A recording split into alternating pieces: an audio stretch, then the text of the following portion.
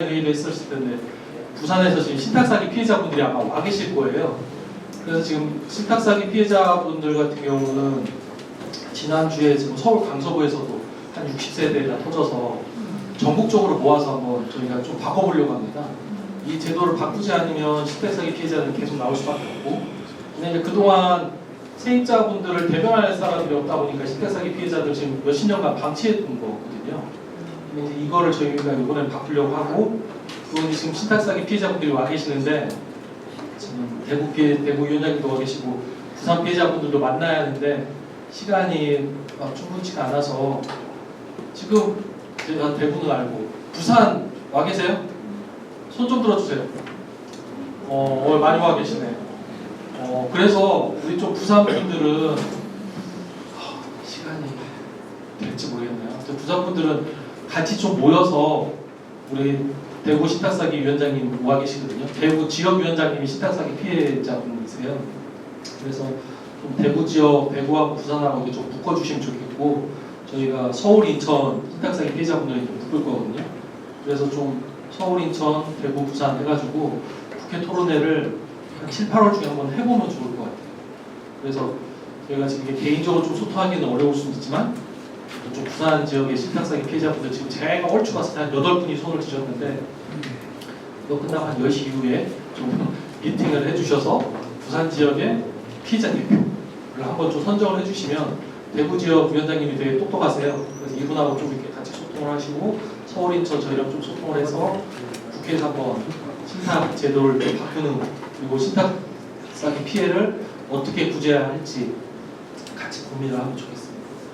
제가 계속 시간이 쫓겨가지고 우리 마음이 너무 걸렸습니다. 질문 뭐 하실 내용 있으면 뭐 부끄러워하시지 말고, 네. 그걸 질문에 괜찮으니까 하시죠.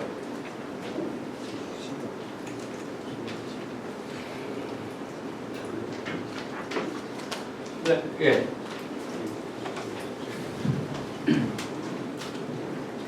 안녕하세요. 오늘 먼 길 와주셔서 감사하고, 제가 앞서 설명 주셨던 사기 유형 중에 공동담보 전세 사기 유형이거든요. 근데 지금 이게 7월달에 검찰로 송치가 된다고는 하는데, 저희 피해자들이 이 사건이 어떻게 진행될지 너무 궁금해하는 상황이고, 이 사건의 판결에 따라서 저희가 뭐 피해자 결정이 될 수도 있고 안 될 수도 있고 그런 상황인데, 혹시 변호사님께서는 이 사건에 대해서 어떻게 판결이 날지 생각하고 계신 바가 있으시다면 말씀을 좀 부탁드릴까요? 일단 저는 대략적인 사건 검토는 했습니다. 사건 검토는 했고요. 근데 이제 여기에 또 다른 이해 관계자가 있을 수가 있으니까 제가 상세한 얘기를 드리기보다는, 일단 전세 사기 피해 지원을 받기 위해서는 그 수사기관의 수사와 플러스 기소되면 확실하죠. 공소장이 있으면 확실한데 지금 분위기가 400채가 넘는다. 아마 그 주인이 최모 씨 맞죠? 네. 최모 씨. 그분은 저희 세입자 114로도 전화가 왔어요. 그러니까 피해자분이. 근데 전화로만 상담하니까 도대체 무슨 얘기인지 모르겠고, 근데 이제 그 뒤에 PD님이 오시니까 전반적으로 좀 이해가 됐습니다. 그래서 거기는 400채가 워낙에 커서 아마 제가 알기로는 변제를 못할 것 같다고. 근데 이제 민사소송으로 하면 아까 제가 말씀드린 것처럼 선순위 담보, 은행의 선순위 담보가 먼저 회수를 해가요. 그럼 아마 세입자들은 한 20%? 많으면 30% 이걸 회수할 것 같아요. 그럼 이제 나머지 부분에 대해서 민사소송을 통해서 추가로 회수를 해야 하는데, 이미 깡통인 이상 더 이상 회수는 어려울 것 같고, 그 다음에는 이제 이 국가의 지원을 받아야 하는 거죠.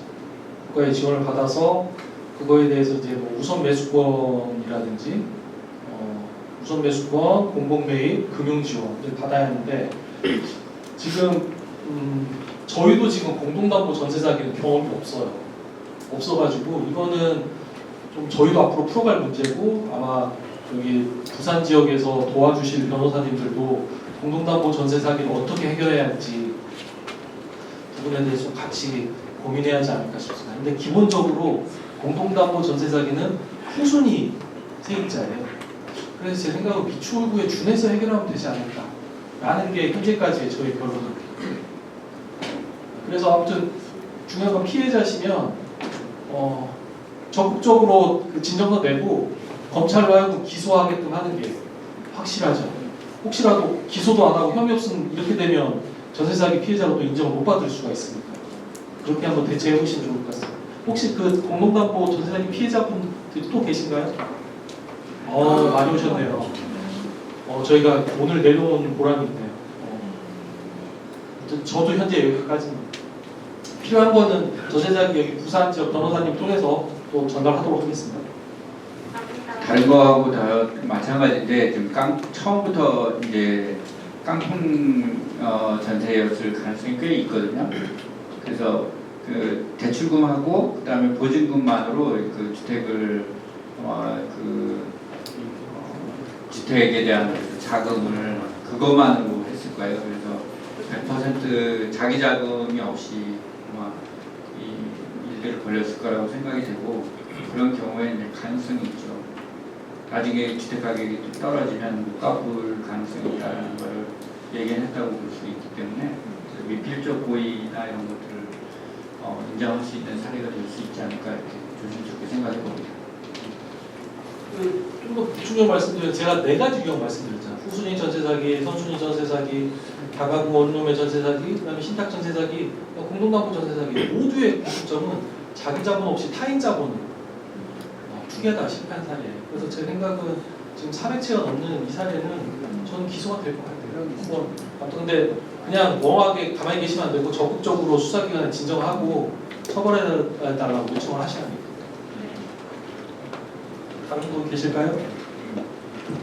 제가 아까 계속 말씀드리지만 후순위 전세 사기 피해자들이 피해가 굉장히 심하거든요. 대출 아마 여기서 대출도 추가로 받으신 분들이 있을 거라고 생각이 돼서 그런 분들이 굉장히 고통이 굉장히 심하실 거라고 생각이 되는데 일단 당장은 지금 기존 전세 대출에 대해서 기간 연장한다든지 이런 방법밖에는 지금 쓸 수 있는 다른 대책이 없지만 전국적으로 봐서 이걸 갚을 수 없는 상태라고 판단을 하시면 파산일생이나 이런 것들을 검토를 해보셔야 되는 상황이기 때문에 이 지역에 활동하시는 상담기관의 종사자들이나 변호사분들이 그런 상담이 들어올 때 그 부분에 대해서 파산일생에 대해서 깊이 좀 검토를 해주셨으면 좋겠습니다.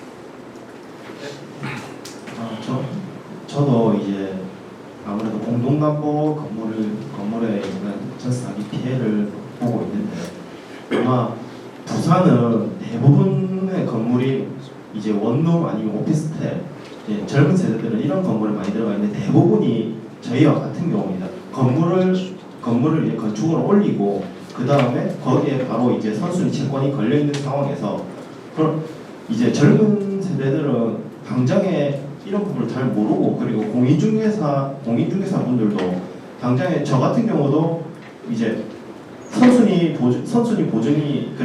담보가 얼마가 걸려 있다 이거는 아는데 당장 그 건물에 대해서 전세가 얼마나 걸려 있는지 이런 거는 설명을 안 해주거든요. 그런 상황에서 당장 이제 건물의 시세나 이런 거는 저희는 믿을 사람이 공인중개사밖에 없지 않습니까? 공인중개사는 지금 당장 안전하다. 이러면 그래서 저희는 그걸 믿고 그리고 저 같은 경우는 이제 나라에서 진행하는 중소기업 전세자금 대출을 받고 들어갔기 때문에 은행에서 이 건물에 대해서 심사를 해서 진행했을 때 대출이 가능하다라고 해서 저는 그걸 믿고 애초에 계약을 진행을 했는데 결국 지금 와서 보면은 다들 나몰라라 하고 있는 실정이거든요. 그리고 부산은 대부분의 이런 건물이 엄청 많다 보니까 그리고 이게 당장 경북매가 넘어가서 통지서가 날아오지 않는 이상 지금 계약이 만료가 다가오거나 아니면 지금 계약 중에 계신 분들은 대부분 다 이거를 모르는 상태예요. 왜냐하면 저 같은 경우도 이제 사고가 경매가 넘어갔다라는 걸 알게 되고 난 다음에 막 이것저것 알아보려고 해도 개인의 입장에서는 알아볼 수 있는 방법이 없더라고요. 국세청에 찾아가가지고 조세 체납이 있는지 없는지 이거를 확인하려고 해도 당장 국세청에서는 당신은 이미 임차인이기 때문에 그거를 알아봐 줄 수 없다. 그걸 알아보려고 하면은 임차 예정인이어야 된다. 이런 말을 하니 저희 입장에서 어처구니가 없죠. 그러면 당장 전세 계약은 2년인데 예, 그럼 이미 임차를 하고 있는 도중에서는 그럼 녹록과 당하고 있을 수밖에 없지 않습니까? 예.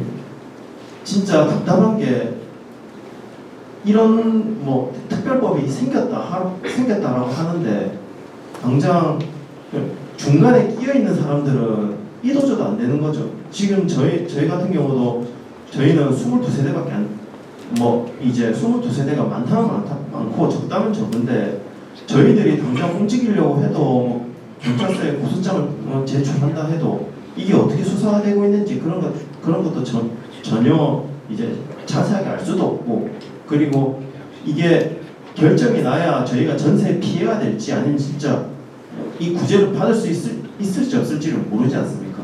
그런 상황에서 저는 올해 8월이면 이제 만기가 됩니다.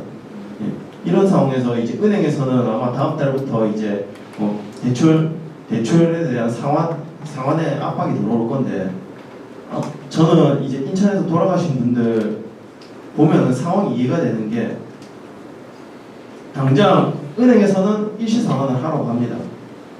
근데 상환할 수 있는 돈이 없죠. 대환대출 같은 것도 지금 이제 특별법으로 해서 마련을 하겠다 하는데 지금 당장에 급한 불은 끌 수 있는 상황도 안 됩니다. 왜냐하면 어떻게 소통할 수 있는 창구도 없고, 이거를 대안을 하고 싶다 해서 신청을 하려고 해도 뭐 때문에 안 된다, 이것 때문에 안 된다, 저것 때문에 안 된다 말이 많아요.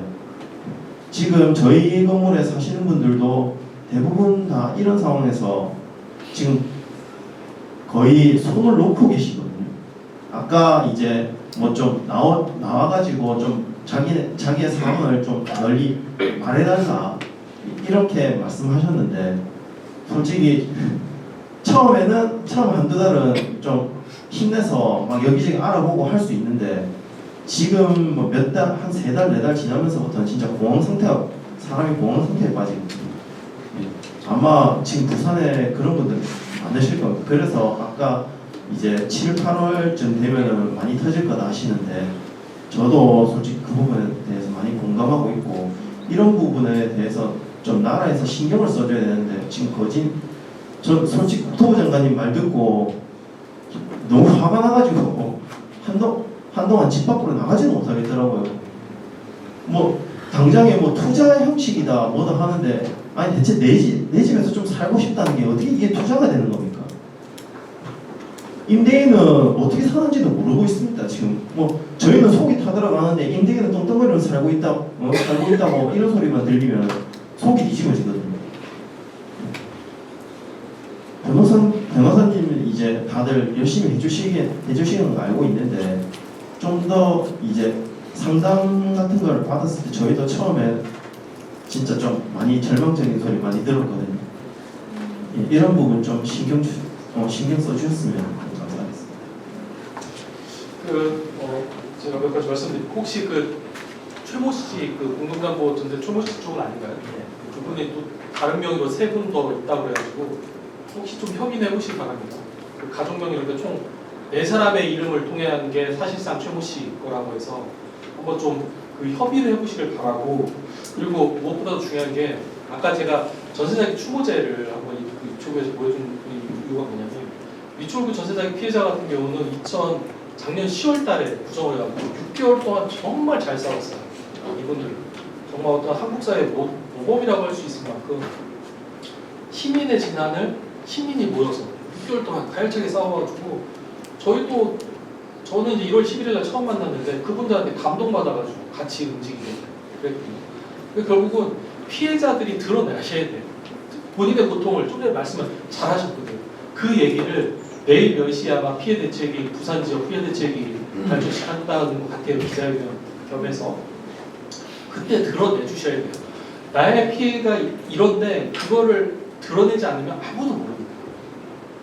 그래서 그거를 공개적으로 좀 드러내 주셔야 아마 이제 전세자기 피해도 여기 다른 국가기관도 부산시 마찬가지로 움직일 거라고 생각이 들고, 공인중개사는 제 모든 사건에서 지금 다 연루돼 있고 은행의 책임도 묻고 싶다라는 분도 계세요. 근데 사실 은행은 거의 자본주의 신장이라 은행을 건드리기 참 쉽지는 않긴 한데 아무튼 이 고민은 많이 되고 있고 조세는 뭐냐면 임차 개시 전까지는 아까 봐서 열람, 미납, 체납세금 열람이 가능하잖아요. 근데 막상 계약이 들어가면 열람이 안 돼요.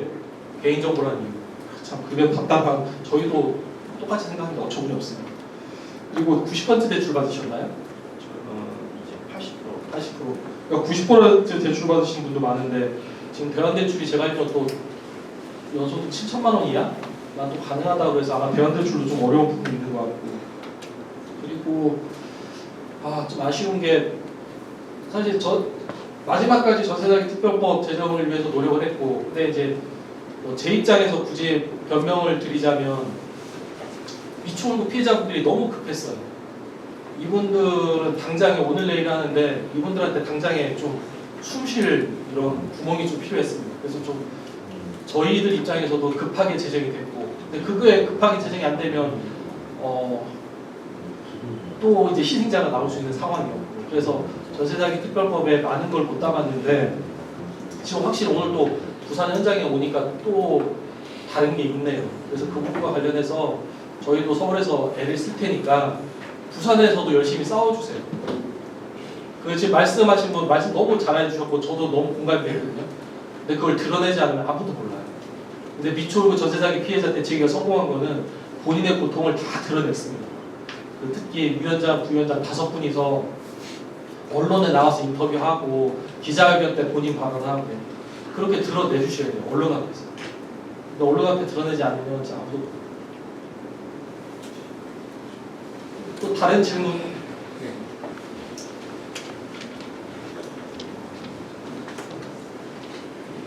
네, 강의 너무 잘 들었고 감사합니다.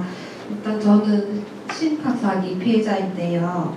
저희 신탁을 맡긴 임대인이 이제 위탁자가 채무가 많아가지고 채권자들이 저희 이 집에 대해서 소유권 이전을 신탁사로부터 소유권 이전을 받지 못하도록 보호 판결문이 최초에는 없었는데 저희 이제 이 사업하는 기간 동안 점점 쌓여가지고 지금은 그 임대인이 법원 판결문이 얼마나 많이 있는지도 모르는 상태인데 저희는 신탁사에 이 사람이 뭐 채무가 얼마고 이제 소유권 이전을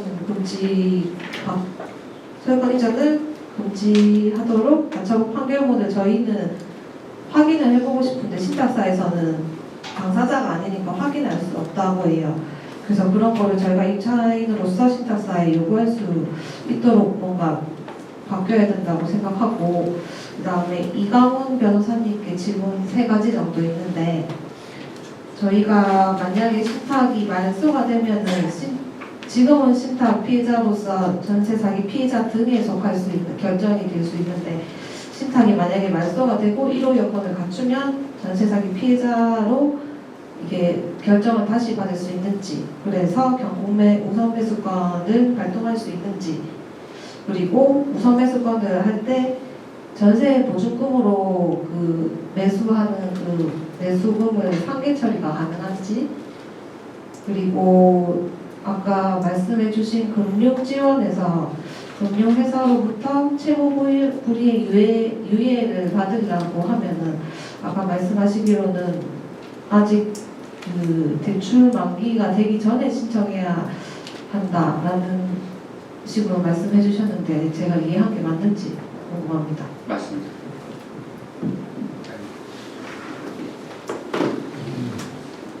두 번째 우선매수권 행사 얘기를 하신 건데 신탁 사기 경우에는 우선매수권이 없어요.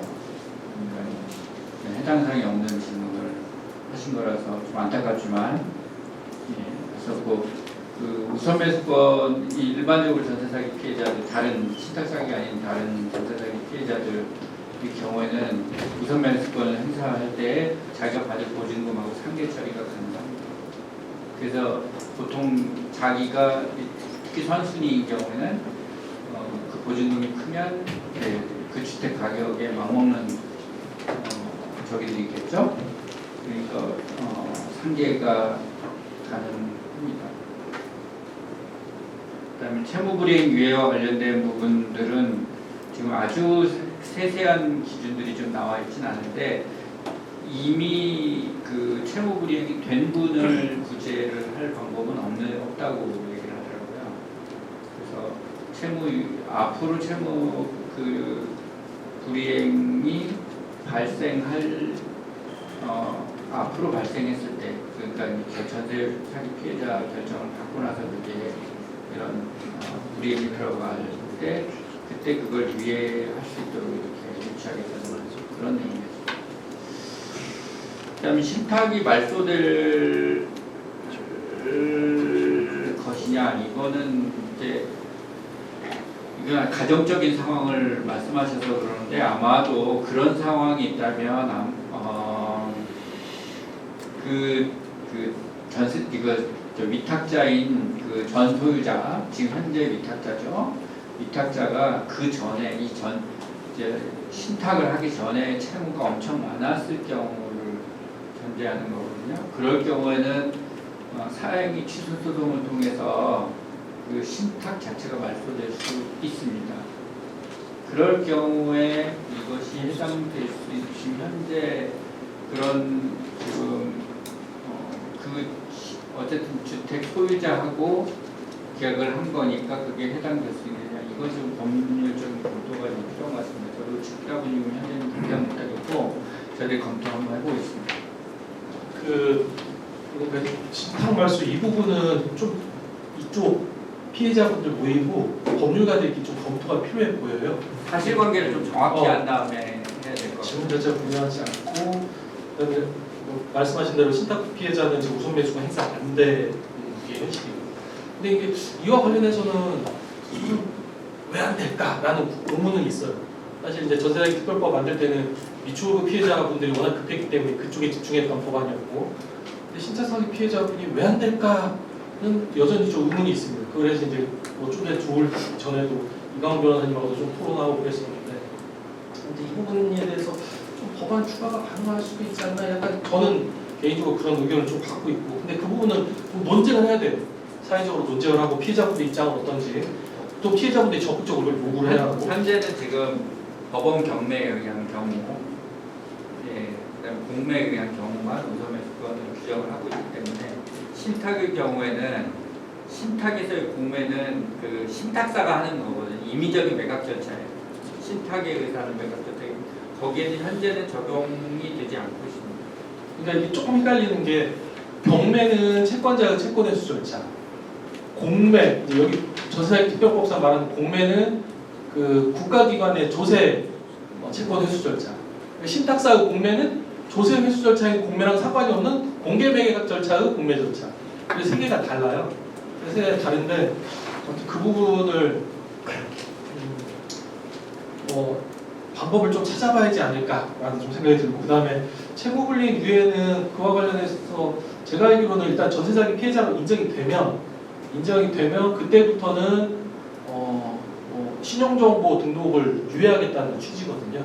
그래서 일단은 현재 신탁사기 피해자라 하더라도 당장에 전세대출금을 안 내거나 이러시면 안 되고, 일단은 공식적으로 전세사기 피해자로 인정될 때까지는 전세대출을 납부를 해주시고, 그 다음에는 이제 20년 무이자 분할 상환 이런 식으로 해서 그 대출을 녹여내는 그 방법밖에 없고, 이제 그거를 그렇게 20년 무이자 분할 상환을 하면 채무 불이행 신용정보 등록 이런 거 유예하겠다는 취지입니다. 그렇게 이해하시면 될 것 같고, 신탁 관련해서는 조금 더 논쟁이 토론이 필요합니다. 저희 법률가들끼리도 토론이 필요합니다. 그래서 그와 관련해서 조만간 국회 토론회를 한번 준비할 테니까 국회 토론회 때 많이 올라오셔야 돼요. 대구, 부산, 인천, 서울에서 한 100분 올라오시면 법이 바뀝니다. 정말로. 근데 한 10분 오면 안 바뀝니다. 저희는 준비할 테니까 발언할 때 그때 일정이 잡히면 좀 많이 올라와 주시면 좋을 것 같아요. 혹시 다른 질문 있으실까요? 네.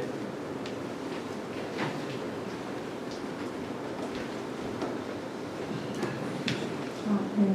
안녕하세요. 저는 또 신탁사기 피해자인데, 아까 피해자 요건 중에 4호가 그 전세 자금을 줬는데 그거를 갚지 않을 의도가 명백히 보이는 경우가 저 같은 경우는 저의 전세금이 그 입금한 당일날 다른 사람한테 간 거를 줬었거든요. 그런 경우는 구속권에 해당되는 게 아닌가. 신탁 사기인 경우에는 그걸 따질 게 없고, 신탁 사기가 맞으면 그 내용만 잘 설명하시면 돼요. 그런 지금 그 자금이 누구한테 갔다, 이거는 뭐 거기 추가하시면 되는 사실관계고, 지금 원래 신탁 사기는 임대를 해서는 안 되는 사람이 임대를 한 겁니다. 그래서 그 자체가 사기예요. 그럼 제가 한 가지 더 질문할 게 있는데 저희 임대인이 지금 자기 누나나 내연녀 명의로 한 5개 호실을 명의 이전한 거를 제가 알고 있는데 그 사람들한테 제가 막 연락을 해서 그 피해자 어디 있냐 이런 식으로 해도 법적인 문제가 없는지 그게 좀 궁금합니다. 가해자가 어디에 있느냐? 네. 가해자는 지금 연락 두절 상태에서 예. 지금 형사소송한 것도 가해자가 소재 파악이 안 되니까 기소 중인 상태거든요. 예. 그렇게 하기 위해서 그걸 다시 재개하려면 그 사람이 어디 있는지 확인이 돼야 되는 부분인데 그 사람 알결은 지금 뭐 누나나 내연녀 알 수도 있기 때문에 그 사람들한테 연락을 해서 계속 독촉을 해도 되는지. 안 됐다는 부분은 없네요. 괜히 그걸로 저를 좀 물고 늘어질까봐. 늘어지려고 하겠죠. 그러니까 뭐 개인 채권자가 접촉을 해서 그 채무자의 소재를 물어보는 것을 완벽하게 금지해 놓은 법은 없습니다. 근데 제 생각은 이거를 수사기관을 통해서 하시는 게 좋을 것 같아요. 이거를 개인적으로 막 부딪히면 개인적인 스트레스가 돼서 이런 개인적인 원한 관계가 되기 때문에 저는 이제 저한테 상담을 요청하면 저는 그거는 권유해드리진 않습니다. 그냥 그분들도 그냥 이름만 빌려줬을 뿐인데 왜 나한테 이러냐 이렇게 되면 그거 백날 뭐 추궁해도 안 나와요. 그래서 가능하면 수사기관을 통해서 하시면 좋겠고 아까 신탁부동산 그 부분은 그러니까 제가 조금 더 보충 설명을 드리고자 하는 게 좀 상상력이 필요하다는 거예요. 그러니까 경매 절차, 공매 절차에서는 우선 매수 절차가 있으니까 이게 가능하지만 신탁자산에 대한 공개 매각 절차에서는 우선 매수 절차가 없지 않느냐 이제 그 취지거든요. 이 가운데서는. 근데 맨 처음에 우리가 경매 중단시킬 때도 4월 18일 날 세 번째 희생자 나오기 전까지는 아무도 법률가들 그 경매 중단한다는 생각을 못했어요. 근데 이미 매각이면 피해자한테 먼저 매수할 수도 있는 권리를 보장할 수도 있는 거 아닌가? 이런 아이디어입니다. 그래서 이런 아이디어에 대해서도 국회 토론회에서도 한번 얘기를 해볼 테니까 많이 올라오셔 달라 그런 취지였습니다. 이해되시죠? 근데 이게 문제는 뭐냐면 우선 매수권을 인정을 한다고 손치더라도 그 신탁사는 보증금을 받은 적이 없잖아요. 보증금을 받은 적이 없으니 상계를 할 수가 없는 거죠. 별도의 자금이 필요하다는 문제가 있는 거죠. 그 부분은 거기도 매우 좋을 텐데 똑같은 사례이기 때문에 근데 이제 우선 매수를 해야 그나마 피해를 줄일 수 있는 생각을 하시잖아요. 그래서 그거는 법을 만들어야 하는 부분이거든요. 그래서 결국은 다 법을 만들어야 한다. 근데 현행법으로 안 되면 법을 만들어야죠. 이제 한 7분 남았습니다. 답답하신 얘기. 네. 아주 혹시 한번 좀 생각 좀 해주세요. 저기 우리 대구 지역에 우리 변호사님하고 대구 지역 위원장님 오시는데 혹시 남은 시간 5분 동안 혹시 하실 말씀 있으시면 한번 해주시면 좋을 것 같고요. 한번 생각 좀 해주세요. 네, 강연 잘 들었고요. 부산 전세 사기 공동담보 피해자고 보증금 1억 3천 들어갔는데 후순이라서 받을 거는 거의 없다고 생각을 하고 있거든요. 어쨌든 뭐 집은 좁고 결혼은 계속 미루고 있어가지고 전세 대출을 받고 어쨌거나 이사를 가긴 해야 될 것 같은데 전세 대출을 받자니까 또 무섭거든요. 근데 대출을 받고 이사를 갔는데 또 사기를 당하게 되면 그런 걱정이 앞서가지고 그런 거에 대한 대책 같은 게 혹시 있는지. 이제 많이 상담을 해드리고 또 그 교육도 하고 있는 내용이기도 합니다. 그래서 근데 이제 여러분들이 전세 사기 피해를 좀 당해보셔서 아시겠지만 등기부등본을 보는 게 가장 기본이긴 한데 등기부등본만 본다고 해서 거기에 모든 게 나와 있지는 않거든요. 그 다음에 저희가 또 꼭 들여다보라고 하는 서류 중에 하나가 여기 건축물 대장입니다. 건축물 대장에 보면 이게 근린생활시설인지 뭐 이런 것들이 여부가 좀 나와 있거든요. 근린생활시설이면 당연히 추천을 하지 않습니다. 그런 데 들어가는 거에 대해서. 근데 1층 어떤 경우가 그런 경우가 많냐면 1층이 가게고 2층이 주택으로 되어 있어요. 외형은 주택으로 되어 있는데 2층까지도 근린생활시설인 경우들이 꽤 많아요. 그리고 그 주택에 거기에 들어가가지고 하면 주택임대차 보호법은 적용은 됩니다만 나중에 경매할 때 심각한 그러니까 가격이 엄청 떨어지거든요. 일반 건축물이라서 그거를 미리 모르시는 거죠. 그래서 이제 전세를 들면 안 된다 이렇게 말씀을 드리는 건 아니고요.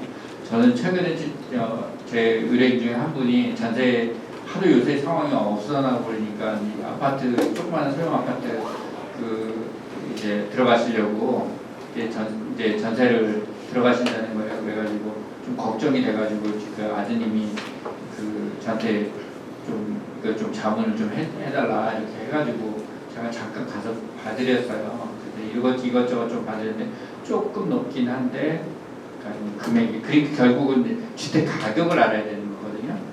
해당 주택 가격을 파악하는 게 기본이고요.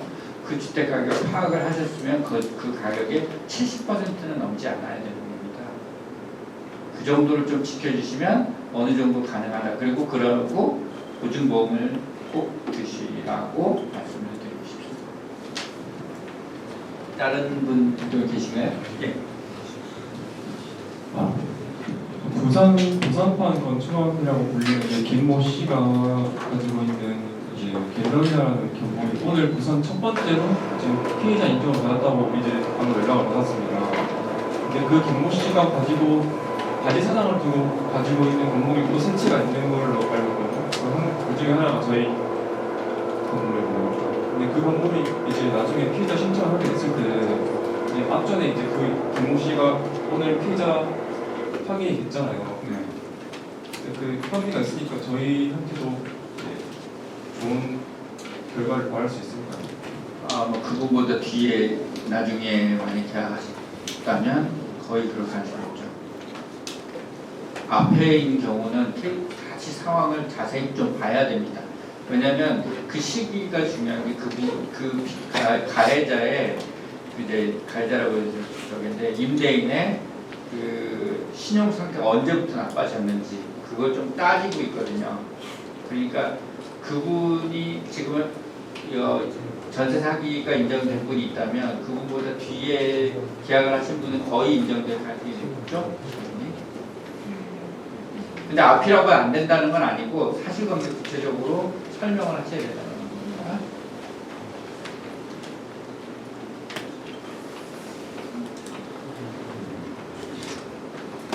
저희가 갈 시간이 됐는데 제 생각은 저희가 먼저 빠져나가고 부산 지역 피해자분들께서 좀 회의를 하시면 좋을 것 같아요.